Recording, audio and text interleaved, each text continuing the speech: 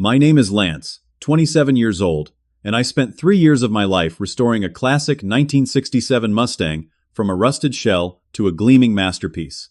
It was my pride and joy, the culmination of countless hours and every spare dollar I had. Then one day I came home to find it gone. Not stolen by strangers, but taken by my own parents and given to my brother, who they claimed was now the legal owner. Before I dive into how my own family betrayed me, drop a comment letting me know where you're watching from, and hit that like and subscribe button if you've ever had something you loved taken from you. I grew up in a small town in Michigan, raised by my parents Frank and Diane in a modest 3-bedroom house. From the moment I could walk, I was fascinated by anything with an engine. While other kids had superhero posters on their walls, mine were covered with classic muscle cars.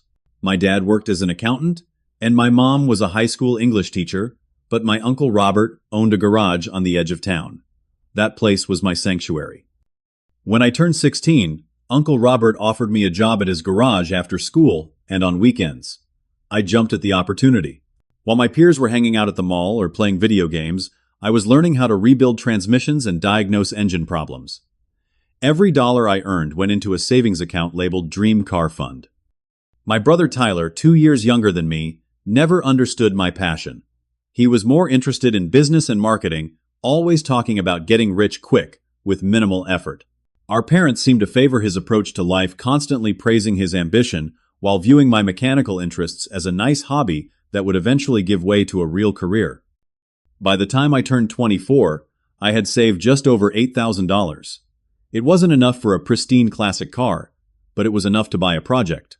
I scoured local listings, auctions, and estate sales, until I found it, a 1967 Mustang Fastback, sitting in the back of an elderly man's garage after his passing. The car was in rough shape, rusted panels, torn interior, engine seized, but the bones were good. I negotiated with the estate executor and bought it for $7,500. When I towed it home, my parents were horrified. "You spent your savings on that piece of junk?" my dad exclaimed, shaking his head in disbelief. My mom added, "Lance, honey, I thought you were saving for your future." Tyler just laughed, snapping photos to share with his friends, captioning them, "My brother's midlife crisis at 24. Their lack of support stung, but I was determined. Uncle Robert let me use a corner of his garage for the restoration work. I continued my day job as a mechanic, but devoted every evening and weekend to bringing the Mustang back to life. The restoration became my obsession, my therapy, and my education all rolled into one. The process was painstaking. I started by completely disassembling the car down to the frame. Each part was cataloged, evaluated, and either restored or replaced. The rusted floor pans had to be cut out and new ones welded in. The original V8 engine needed a complete rebuild. I scoured junkyards, online forums, and specialty shops for authentic parts. Financial reality meant I had to be strategic. Some months I could only afford to buy 1 or 2 small parts. I learned to do everything myself: bodywork, upholstery, wiring, painting, skills I'd never needed in my regular mechanic job. YouTube tutorials became my night school. The few times I needed specialized help, I traded labor with other mechanics or car enthusiasts. For 3 years, the Mustang consumed my life. I missed family gatherings, declined social invitations, and lived on ramen noodles to funnel every spare cent into the project. My apartment was filled with car parts, repair manuals, and the lingering smell of engine oil and paint. My parents continued to question my choices. "You could have put a down payment on a house with all that money," my mom would remind me during our weekly phone calls. Dad was more direct. "When are you going to grow up and focus on building a real future?" Tyler would chime in with, "Still playing with your toy car," whenever he saw me. Their words hurt, but with each restored component, my vision came closer to reality. The day I fired up the rebuilt engine for the first time, the roar was so beautiful, I actually cried. Uncle Robert was there, and he put his hand on my shoulder saying, "Kid, you've done something special here." After 36 months of relentless work, the transformation was complete. The once rusted shell was now a gleaming candy apple red Mustang with chrome details that caught the sunlight like diamonds. The black leather interior was immaculate, the wood grain steering wheel smooth to the touch, Every gauge light and switch functioned perfectly. The rebuilt V8 engine purred like a contented lion but roared when provoked. My first drive in the completed car is a memory I'll cherish forever. The vibration of the engine through the steering wheel, the smell of leather and fresh paint, the admiring glances from pedestrians and other drivers. It was everything I had dreamed of and more. I drove past my parents' house intentionally, hoping they might finally understand what I had accomplished. Dad came outside and actually whistled in appreciation. The first positive reaction he'd ever had to the project. Mom took photos, and even Tyler seemed impressed, though he quickly asked, "How much could you sell it for?" Their newfound interest felt superficial, tied to the car's monetary value rather than an appreciation of my dedication or craftsmanship. But I was too happy to care. The Mustang wasn't just a car. It was a testament to my perseverance and skill. It represented thousands of hours of hard work, problem solving, and passion, and it was mine. The completion of the Mustang coincided with positive changes in my professional life. Uncle Robert promoted me to head mechanic at his garage, citing my restoration project as evidence of my exceptional skills and determination. My confidence soared, and I began to attract a clientele who specifically requested me for their classic car maintenance and repairs. This success did not go unnoticed by my brother Tyler. While I had been building something real with my hands, Tyler had bounced between sales jobs, always chasing bigger commissions, but never willing to put in the consistent effort required for long-term success. He had recently been let go from his position at a local real estate office, the third job he'd lost in 2 years. The dynamic between us had always been complex. Growing up, Tyler was clearly our parents' favorite. They paid for his college education in full while I worked, and took night classes at community college to earn my certification. When Tyler wanted to move into a new apartment, our parents covered his security deposit and first month's rent. When he needed a car for his real estate job, they helped him lease a BMW, a far cry from the used Honda I had purchased with my own savings before the Mustang. Despite this obvious favoritism, I had made peace with it years ago. I took pride in my self-sufficiency, and the fact that everything I owned, I had earned. Tyler, in contrast, had grown accustomed to our parents bailing him out of every financial difficulty. This dependence had created a sense of entitlement that was becoming increasingly apparent. As summer arrived, Tyler's interest in my Mustang grew from casual admiration to obvious envy. He started dropping by the garage, unannounced, asking detailed questions about the car's performance and value. Initially, I was happy to share my knowledge. Perhaps this could be common ground for us to bond over. But his questions soon took a different turn. "You should let me borrow it for a weekend," he suggested one afternoon while I was polishing the chrome. "I've got a date with this gorgeous girl from Instagram. Imagine how impressed she'd be." I laughed, thinking he was joking. "Not happening, thank you.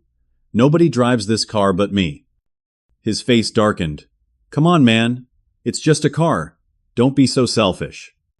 "It's not just a car," I replied. "It's 3 years of my life. And it's not selfishness. It's about respecting the work I put into it." Similar conversations repeated over the following weeks. Each time Tyler's requests became more insistent, and his reactions to my refusals grew increasingly hostile. He started bringing our parents into it, complaining to them about my selfishness and lack of family support. One evening in July, my parents invited me over for dinner. When I arrived in the Mustang, I noticed Tyler's BMW wasn't in the driveway. Inside, the table was set for 4, and the smell of Mom's lasagna filled the house. It felt like a setup. Midway through dinner, Tyler cleared his throat and announced, "I've got some good news. I have an interview with Williams & Porter next week." Williams & Porter was a prestigious marketing firm in the city, about 40 miles away. "That's great," I said sincerely. "Good luck with it." "Thanks," Tyler replied, exchanging glances with our parents. "The thing is, I need to make a good impression. These guys are all about image." I already knew where this was heading. "I need to borrow the Mustang for the interview," he stated, as if it were already decided. A car like that makes a statement about a person. It shows creativity, appreciation for craftsmanship, attention to detail, all qualities they're looking for. "Tyler," I began carefully, "I'm happy about your interview, but the Mustang isn't an option. I can help you detail your BMW so it looks its absolute best." "Your brother has a real opportunity here," Dad interjected. "This could be his big break. Don't you want him to succeed?" "Of course I do," I replied, feeling cornered. "But my car isn't a prop for job interviews. Besides, showing up in a car you don't own is basically starting the relationship with a lie." Mom reached across the table and patted my hand. "Sweetheart, family helps family. You've always been so independent, which is admirable, but sometimes you need to think about others." "I do think about others," I said, my temperature rising.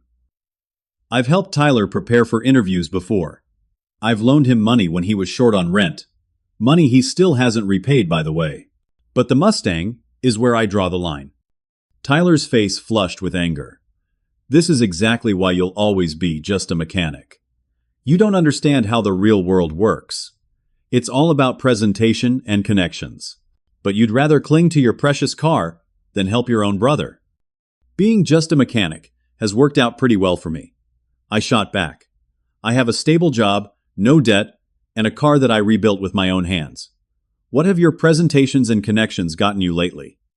The dinner devolved into a heated argument with my parents consistently taking Tyler's side. They suggested I was being petty, selfish, and short-sighted. According to them, letting Tyler borrow the Mustang was a small sacrifice that could lead to major benefits for him and, by extension, our family. I finally stood up from the table, my dinner half-eaten. "I love you all, but you're not hearing me. The Mustang isn't available for borrowing. Not to Tyler, not to anyone. I need to go." As I walked toward the door, my mother called after me, "Lance, don't be like this. Family should come first." I paused at the threshold. "Family should support each other's boundaries too," I replied, then left. Driving home in my Mustang that night, the engine's rumble usually a source of joy, I felt a heaviness in my chest. The division between my family and me seemed to be growing wider with the car I loved somehow at the center of it. I couldn't have known then just how far they were willing to go to get what they wanted. 2 weeks after the disastrous family dinner, I received an email from a classic car restoration workshop in Chicago offering a week-long advanced training program. The timing couldn't have been better. I needed some distance from my family situation, and the skills would be valuable for my career. Uncle Robert encouraged me to go, offering to cover the garage while I was away. My only concern was leaving the Mustang unattended for a week. I considered taking it with me, but ultimately decided against driving it the 300 miles to Chicago and back. Instead, I made sure my apartment garage was secure, installed a new padlock, and set up a small security camera aimed at the car. The day before my departure, I texted my parents to let them know I'd be out of town for training. Despite our recent tension, they responded supportively, wishing me a good trip. Mom even offered to check on my apartment while I was gone. "That's okay," I texted back. "I've got everything handled. Just wanted to let you know I'll be away." Throughout the training in Chicago, I found myself checking the security camera feed several times a day. The Mustang sat safely in my garage exactly as I'd left it. I also received daily texts from my parents asking about the training and mentioning casual things about their days, normal family communication that made me hope our recent conflict was behind us. On Wednesday, I texted Mom, "Everything okay at home? Mustang still safe in the garage?" She replied promptly, "Everything's fine here. Don't worry about the car, just focus on your training." The workshop was intensive, but incredibly valuable. I learned advanced restoration techniques from some of the best in the business, and made connections with fellow enthusiasts from across the country. By Sunday, as I boarded my flight home, I felt rejuvenated and eager to apply my new knowledge. The Uber dropped me off at my apartment complex around 7 in the evening. Wheeling my suitcase to my unit, I decided to check on the Mustang first. I approached my garage, noticing immediately that the padlock I had installed was missing, replaced by the original lock. A surge of adrenaline shot through me as I fumbled for my keys. When I swung the garage door open, my heart plummeted. The space was empty. My Mustang was gone. For several seconds, I couldn't move, couldn't breathe. Then instinct kicked in. I pulled out my phone and called 911, reporting my car stolen. While waiting for the police, I checked the security camera feed only to discover it had been disconnected on Tuesday. the second day of my trip. Two officers arrived 20 minutes later. They were sympathetic and thorough, taking detailed information about the Mustang and my security measures. As Officer Rodriguez was asking about anyone who had access to my garage, my phone buzzed with a text notification. It was from my friend Marcus with a photo attached. "Dude, when did you let your brother drive the Mustang? Saw him showing it off at Riverside Park today." The photo showed Tyler leaning against MY car, surrounded by admiring onlookers, a smug smile on his face. "I think I know who took my car," I told the officers, showing them the text and photo. "It's my brother, but I never gave him permission to drive it." Officer Rodriguez frowned. "Family situations can be complicated. Are you sure there wasn't some misunderstanding?" "Absolutely positive," I replied, already dialing my parents' number. Mom answered on the third ring. "Lance, how was your trip? Did you just get back?" "Where's my car, Mom?" I demanded, cutting straight to the point. A pause. "What do you mean?" "My Mustang is gone, and I just got a photo of Tyler driving it. What the hell is going on?" Another pause. Longer this time. I heard muffled voices. She was covering the phone to speak to someone else. Finally, she came back on the line. "Now, Lance, don't overreact. Your father and I thought it would be good for Tyler to borrow the car just for a few days. He had that important interview, and you broke into my garage." I interrupted, my voice rising in disbelief. "We didn't break in," she protested. "We used the spare key you gave us for emergencies. Lance, it's just for a little while. Tyler really needed this, and you were out of town anyway." I was so angry I could barely form words. That key was for actual emergencies, not for you to steal my car. Where is it now? Where's Tyler? "He's at his apartment." Dad's voice came on the line. He must have been listening on another extension. "And watch your tone, young man. We're still your parents." "The police are here right now," I informed them. "I've reported the car stolen." "The police?" Mom gasped. "Lance, this is family business. There's no need to involve authorities." "I'm going to Tyler's," I said flatly. "And I expect my car to be there with the keys, or this gets a lot worse." I ended the call and explained the situation to the officers. They advised me that since my parents had used a key, it complicated the theft report, but they agreed to accompany me to Tyler's apartment as a civil standby to prevent any potential conflict. Tyler lived in a trendy apartment complex about 15 minutes away. As we pulled into the visitor parking, I spotted my Mustang immediately, and my blood boiled.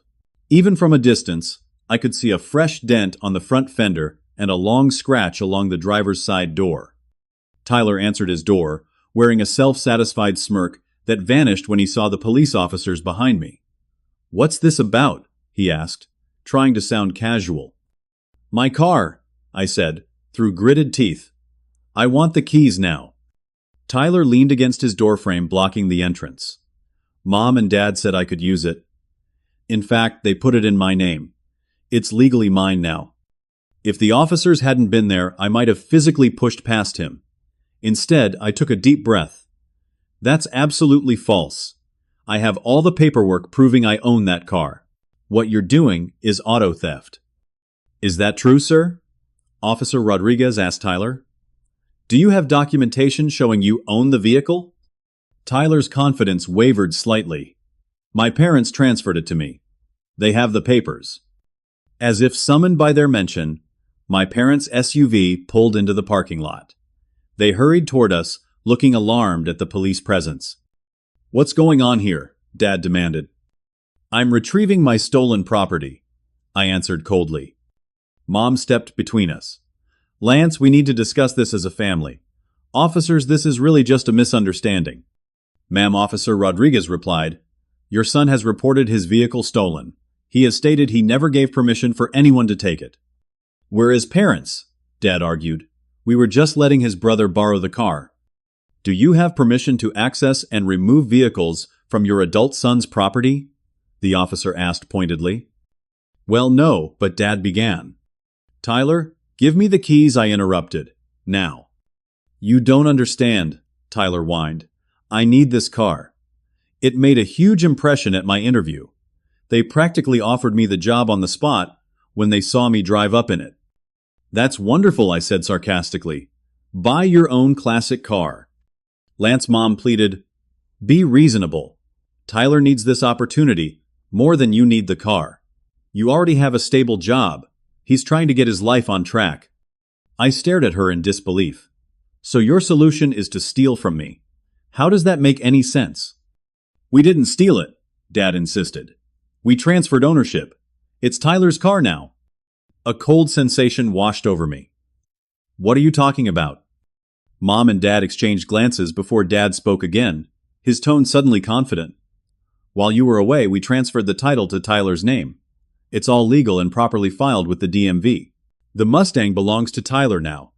I felt like I'd been punched in the stomach. That's impossible. You need my signature for a title transfer. Tyler smirked again. It's all taken care of, bro. Maybe next time you'll be more willing to share. In that moment, looking at my brother's smug face and my parents' determined expressions, I realized how far they had gone to get what they wanted. They hadn't just borrowed my car against my wishes. They had attempted to steal it permanently through fraud. Officers, I said quietly, I believe my family has committed forgery and title fraud. I never signed any transfer documents. The smiles dropped from their faces as the gravity of the situation finally sank in. After that confrontation at Tyler's apartment, the officers advised me to contact the DMV immediately to verify the title status. They also suggested I consult with an attorney given the complexity of the situation involving family members. The next morning, I called the DMV as soon as they opened. After navigating the automated system and waiting on hold for what felt like eternity, I finally spoke with an agent who confirmed my worst fears. A title transfer for my Mustang had indeed been processed, the previous Wednesday changing ownership from me to Tyler Williams. The agent emailed me a copy of the transfer application, and there it was, my signature on the document, clear evidence of forgery. My hands shook with anger as I stared at the falsified signature. It was close enough to my actual signature to fool a DMV clerk who wasn't looking for fraud, but obvious to me that it wasn't authentic. I immediately filed a fraud report with the DMV and requested that they freeze any further transactions on the vehicle. Next, I called Jessica, a lawyer friend I knew from car shows who specialized in property law. She agreed to meet me for lunch to discuss my options. This is serious, Jessica said, after reviewing the documents I'd brought. What they've done constitutes several crimes: forgery, filing false documents with a government agency, and auto theft. The fact that they're your family doesn't change the legality. What should I do? I asked, torn between my desire for justice and the knowledge that pursuing this could permanently damage my family relationships. First, you need to decide what outcome you want, Jessica advised. Do you want to press criminal charges? Or would you prefer to handle this civilly, focusing on getting the car back legally? I just want my car back, and for them to understand they can't treat me this way, I said. Well, they've committed actual crimes, Jessica explained. You could file a police report specifically for the forgery, which would likely result in criminal charges. Or, we could send a demand letter first, giving them the opportunity to voluntarily reverse the fraud before involving law enforcement further. I decided to try one more direct conversation before escalating to legal action. That evening, I called my parents and requested a family meeting, neutral ground, just the four of us. They agreed to meet at a local coffee shop the following afternoon. I arrived first, choosing a table in the corner for privacy. When my parents and Tyler walked in, their expressions ranged from defensive to outright hostile. I've confirmed with the DMV that you forged my signature to transfer my car to Tyler. I began without preamble. That's fraud, and it's a criminal offense. We're your parents, Dad said dismissively. We've signed things for you your whole life. I'm 27 years old, I reminded him. You have no right to sign legal documents in my name, especially to steal my property. We didn't steal anything, Mom insisted. We made a family decision about a family asset. It's not a family asset, I countered. I bought that car with my money. I restored it with my labor. It belongs to me legally and morally. Tyler snorted. You're so selfish, Lance. Always have been. I needed that car to make the right impression, and it worked. I got the job offer yesterday. Congratulations. I said flatly. "But that doesn't entitle you to my property." "Look," Dad leaned forward, his voice lowered. "What's done is done. The car is in Tyler's name now. Why don't we work out a compromise? Tyler can make payments to you over time." I stared at him in disbelief. "There's no compromise here. You committed fraud. I want the title transferred back to me immediately, or I'm pressing charges for forgery and auto theft." Their faces registered shock, then anger. "You wouldn't dare," Mom whispered. "We're your family." "Family doesn't steal from each other," I replied. "Family doesn't forge signatures and commit fraud. You have 24 hours to return my car and start the process of transferring the title back, or I'm going to the police with everything I have." "You're bluffing," Tyler scoffed. "You wouldn't send your own parents to jail." I stood up, placing both hands on the table and leaning forward. "Try me." As I walked out of the coffee shop, my phone began buzzing with text messages from extended family members.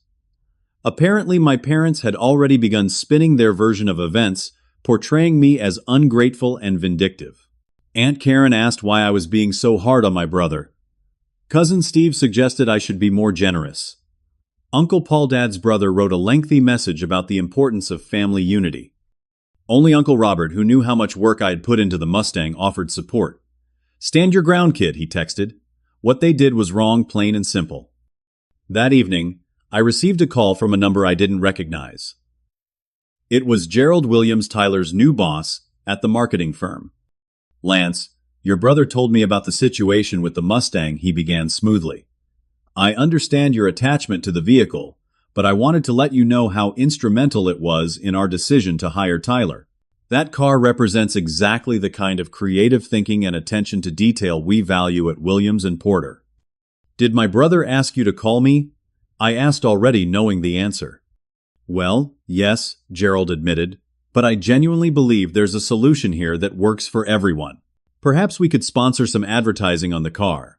Pay you a fee for Tyler to continue using it as a representation of our brand." "Mr. Williams," I replied, "that car was obtained through fraud. My signature was forged to transfer ownership. If your company wants to associate with that kind of behavior, that's your business decision." There was a pause before Gerald spoke again, his tone noticeably cooler. "I see. Well, I wasn't aware of those details. Thank you for clarifying." The next day, as the 24-hour deadline approached, I received no communication from my parents or Tyler. I checked the DMV system again. No change in the title status. Looking out my apartment window, I could see the Mustang still parked in Tyler's assigned spot, collecting pollen and bird droppings, clearly not being properly maintained. Jessica had prepared all the necessary documentation for filing a formal police report for the forgery and fraud. As I reviewed the papers, my phone rang. It was Mom. "Lance," she began, her voice trembling slightly, "you need to reconsider what you're doing. Filing charges against your own family. What would people think?" "I'm more concerned with what's right than what people think," I replied. "Your father and I have supported you your entire life," she continued. "We put a roof over your head, food in your stomach, clothes on your back. And this is how you repay us. By threatening to send us to jail. Mom, I gave you a chance to fix this. You chose not to." "Because it's not just about the car anymore," she exclaimed. "It's about your brother's future. Williams and Porter specifically mentioned the Mustang in his offer letter. If he loses the car now, he could lose this opportunity." "Then he should have thought of that before participating in fraud," I said firmly. "The deadline is in 2 hours. If the car isn't returned, and the title transfer process hasn't begun by then, I'm filing the police report." "You wouldn't really do that to your own mother," she said, her voice hardening. "No son would do that." "No mother would steal from her son," I countered, and ended the call. 2 hours later, with no word from any of them, I drove to the police station with Jessica and filed formal charges for forgery, fraud, and grand theft auto against my parents and Tyler. The detective who took the report was thorough, examining the forged document and taking detailed statements about the timeline of events and conversations. "We'll investigate this fully," Detective Wilson assured me. "Based on what you've provided, there appears to be clear evidence of several crimes. We'll need to question your family members and potentially execute a search warrant for any additional documents related to the fraudulent transfer." As I left the police station, I felt a mixture of vindication and heartbreak. I had done what was necessary to protect what was rightfully mine, but I knew that this action would forever alter my relationship with my family. What I didn't realize was just how quickly things would escalate from there. The police investigation moved faster than I anticipated. Detective Wilson called me the following morning to inform me that they would be interviewing my parents and Tyler that day. He also mentioned they had already subpoenaed records from the DMV and were tracking down the notary whose stamp appeared on the fraudulent title transfer. I spent the day at work, trying to focus on a complex transmission rebuild, rather than the family drama unfolding. Uncle Robert knew the basics of what was happening, but didn't press for details, simply offering his garage as a sanctuary from the storm. Around 4 in the afternoon, my phone exploded with notifications. First came an angry voicemail from Dad. "I can't believe you actually went through with this. The police just left our house. Your mother is in tears. I hope you're satisfied with yourself." Next was a text from Tyler. "They're questioning me like a criminal because of you." "Thanks for nothing, bro. Williams and Porter is already reconsidering my position." Then came the barrage from extended family members. Aunt Linda called me heartless. Cousin Mark suggested I needed therapy for my obvious issues. Grandma Rose, typically my staunchest supporter, left a voicemail asking if there wasn't some other way to resolve this situation without involving the authorities. I silenced my phone and focused on finishing my workday. When I finally checked it again that evening, there was a message from Detective Wilson asking me to come to the station the following morning. When I arrived at the police station, Detective Wilson ushered me into a small conference room where another officer was waiting with a folder of documents. "We've made significant progress," Detective Wilson began. "The notary whose stamp appears on the transfer document has confirmed she never notarized this transaction. Her stamp was forged as well. Additionally, we've obtained security footage from the DMV showing your father submitting the paperwork." The second officer, introduced as Forensic Document Examiner Patel, opened the folder. "We've analyzed the signature on the transfer document against known samples of your signature and samples of your family members' handwriting. There's clear evidence that the signature was forged, most likely by your brother Tyler, based on handwriting comparison." "What happens now?" I asked. "We have enough evidence to proceed with charges," Detective Wilson explained. "The district attorney will review our findings, but given the clear evidence of multiple crimes, forgery, fraud, filing false documents with a government agency, and auto theft, arrest warrants will likely be issued within the next few days."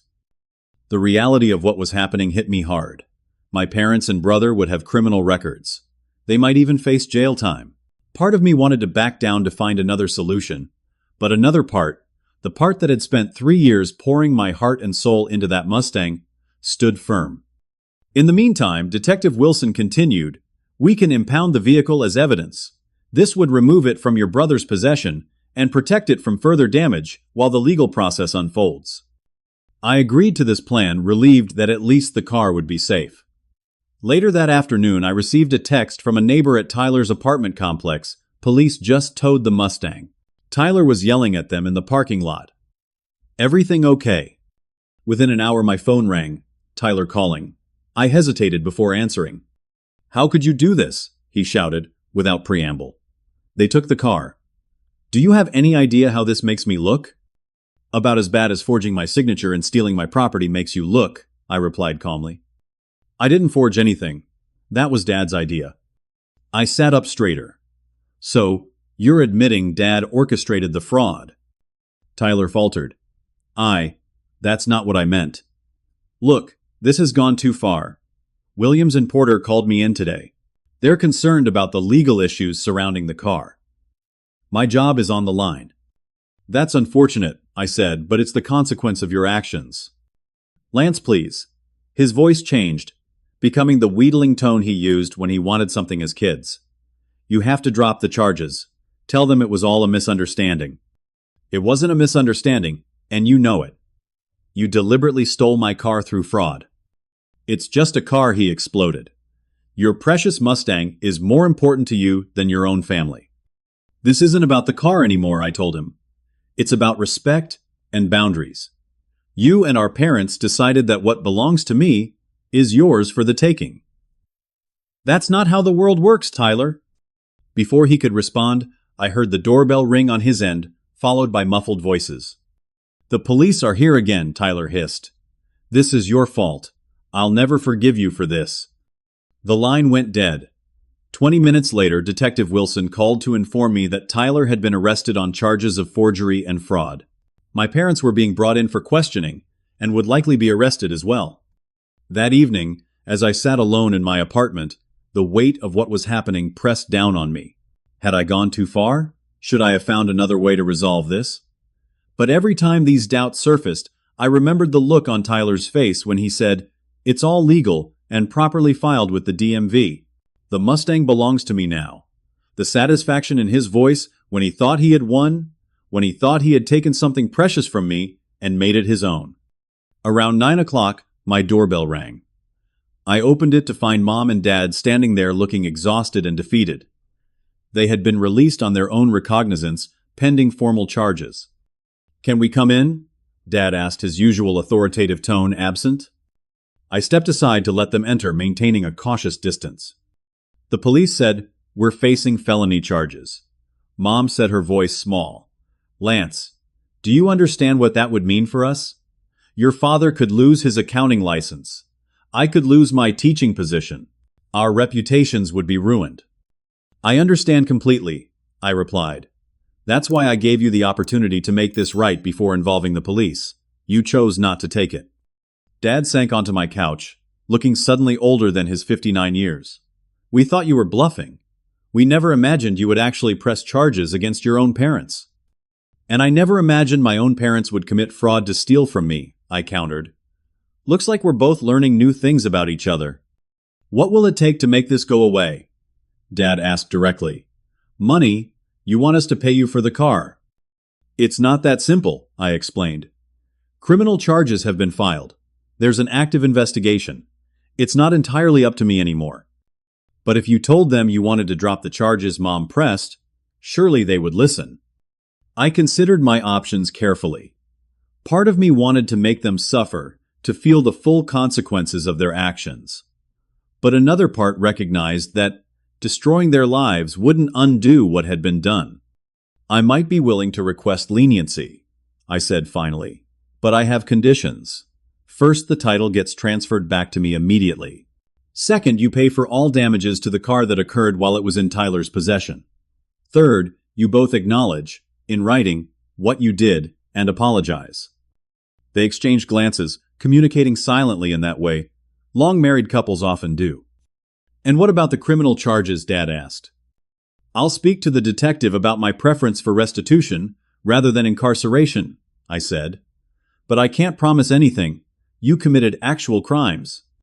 "And Tyler?" Mom asked. "He's facing charges too." "Tyler needs to take responsibility for his part in this," I said firmly. "I'm willing to extend the same offer to him, but he needs to make it right." As they left my apartment that night, there was a tangible shift in our family dynamic. For perhaps the first time in my life, my parents were looking at me not as their child to be directed and managed, but as an adult with boundaries that deserved respect. The next day, I visited the impound lot to assess the Mustang's condition. My heart sank as I cataloged the damage. The dent in the front fender was worse than I initially thought. The scratch along the driver's side had cut through to the metal. The leather driver's seat had a cigarette burn, despite the dent. No smoking sign I kept in the glove compartment. And the engine had a concerning knock that suggested Tyler had been redlining it regularly.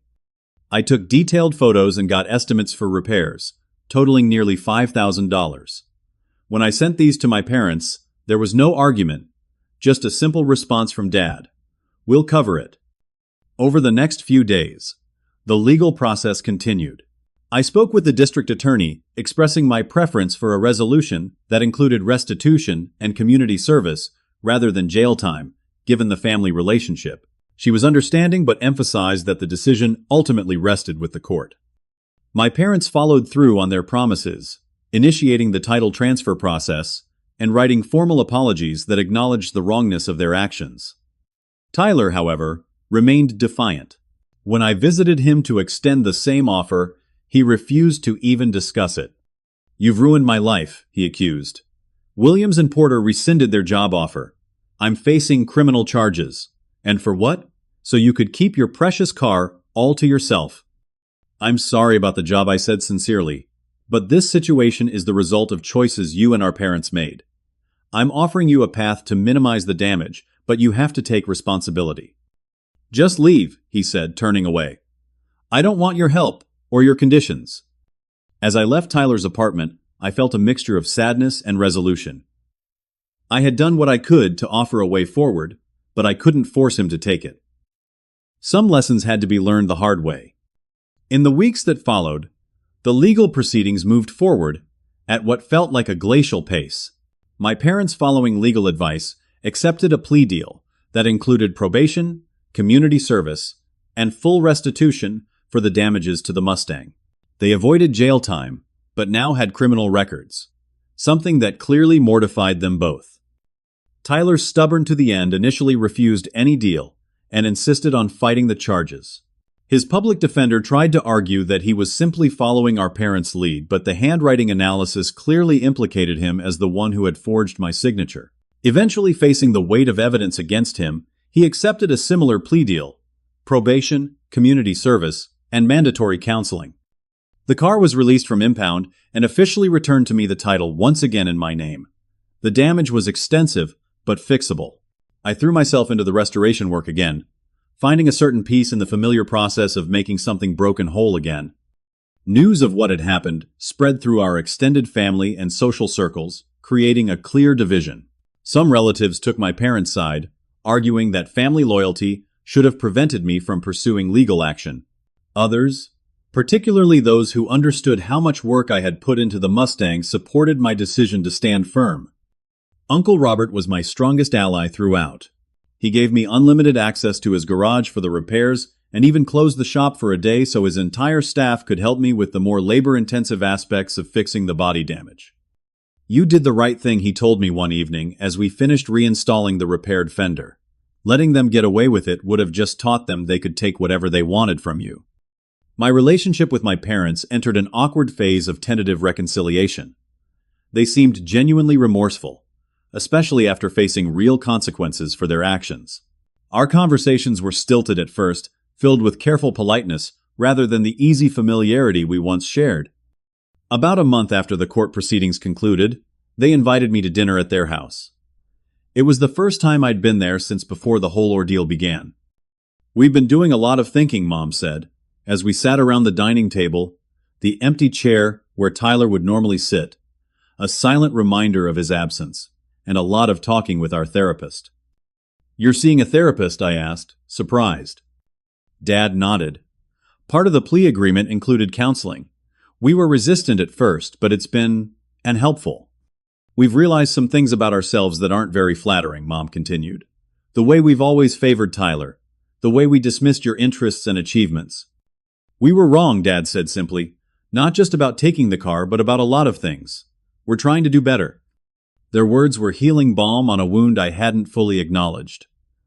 For years, I had accepted their preferential treatment of Tyler as just the way things were, never expecting it to change.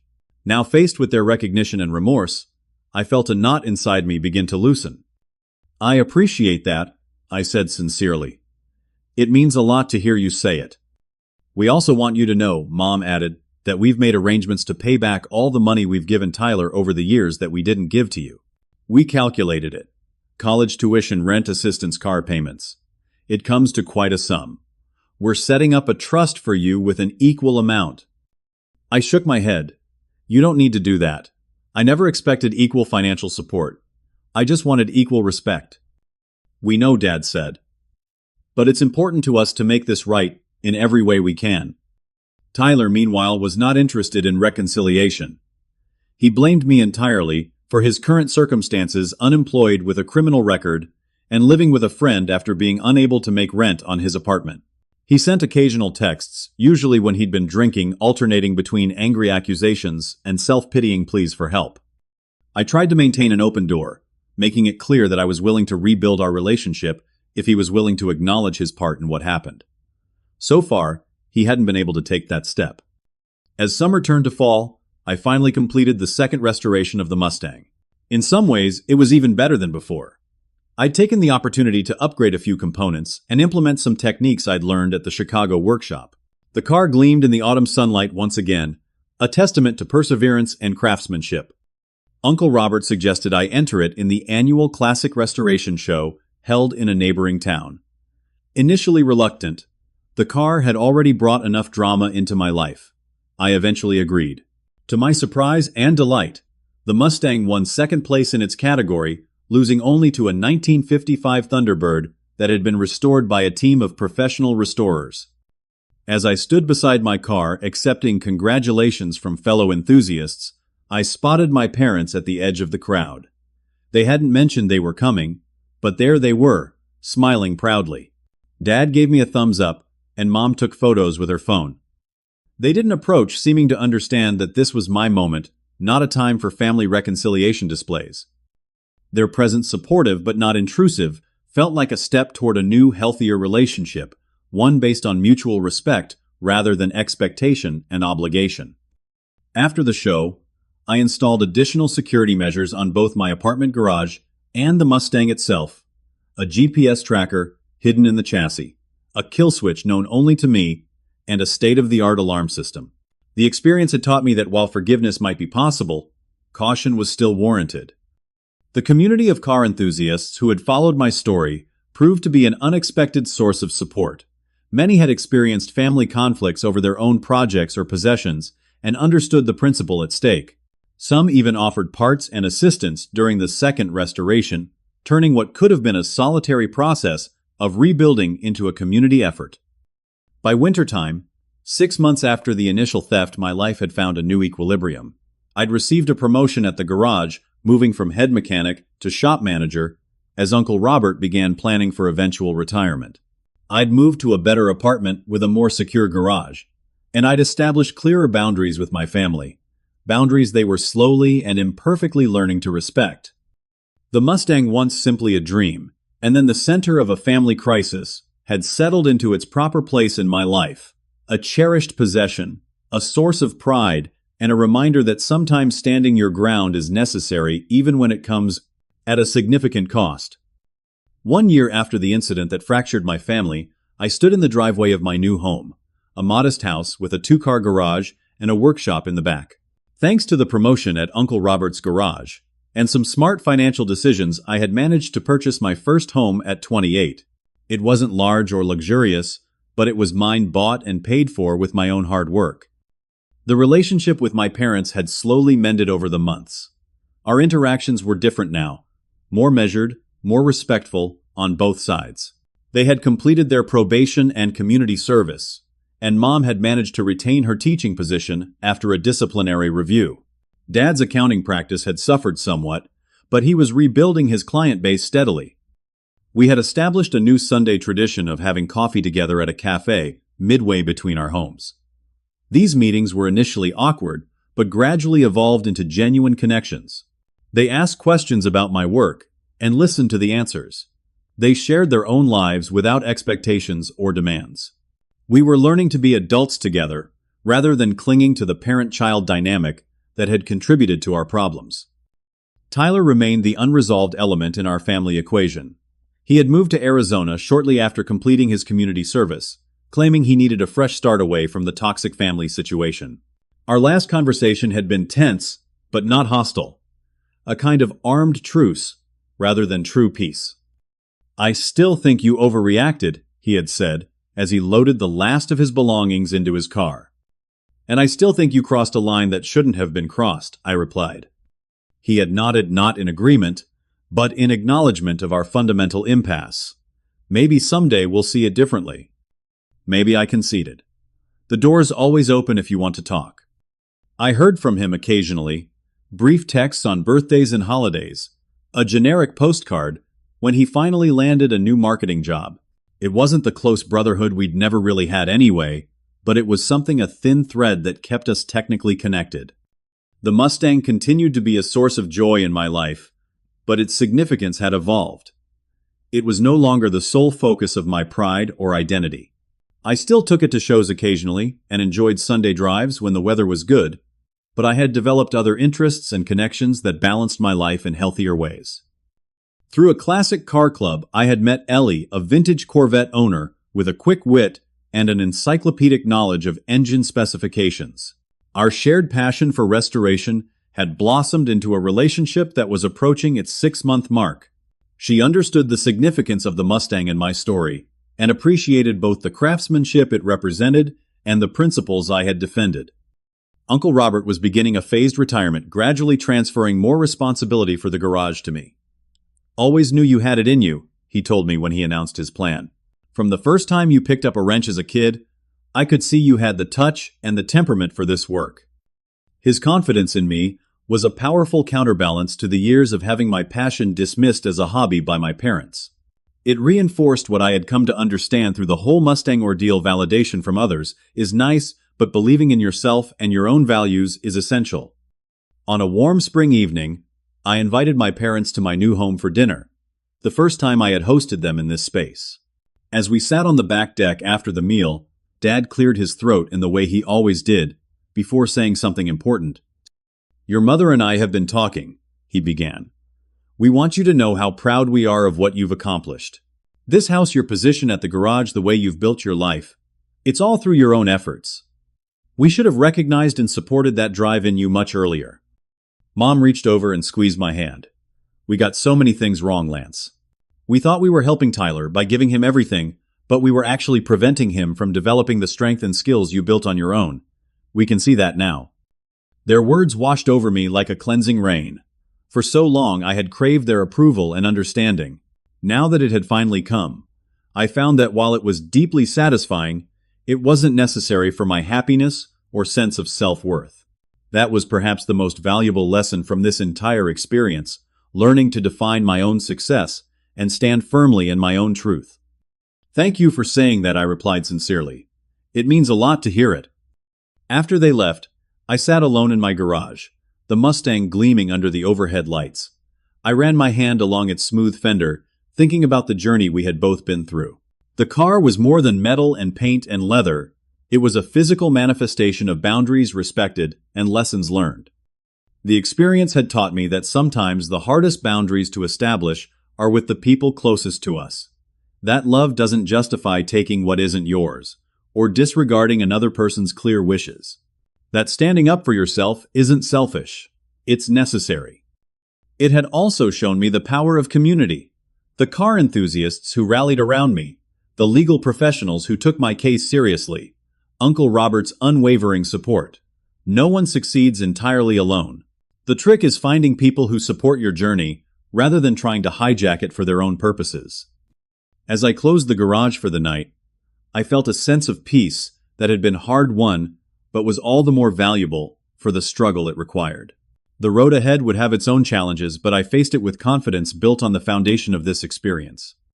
True family, I had learned, isn't defined by blood alone, but by mutual respect and support. Sometimes we find that within our birth family, sometimes we create it with the people we choose to bring into our lives, and sometimes it's a combination of both. The important thing is recognizing the difference between love and entitlement, between support and control.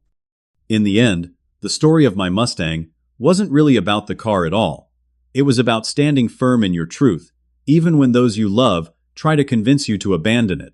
It was about recognizing that your possessions, your boundaries, and your self-respect are worth defending. And it was about understanding that sometimes the most loving thing you can do for yourself and others is to say no and mean it. If you've ever had to stand up to family who crossed your boundaries, drop a comment below sharing how you handled it. Did you take a firm approach like I did, or find another way through? Hit that like button if this story resonated with you, subscribe for more real-life experiences, and share this video with someone who might need to hear that it's okay to protect what's rightfully theirs. Thank you for listening to my story. And remember, sometimes the family we choose understands us better than the family we're born into.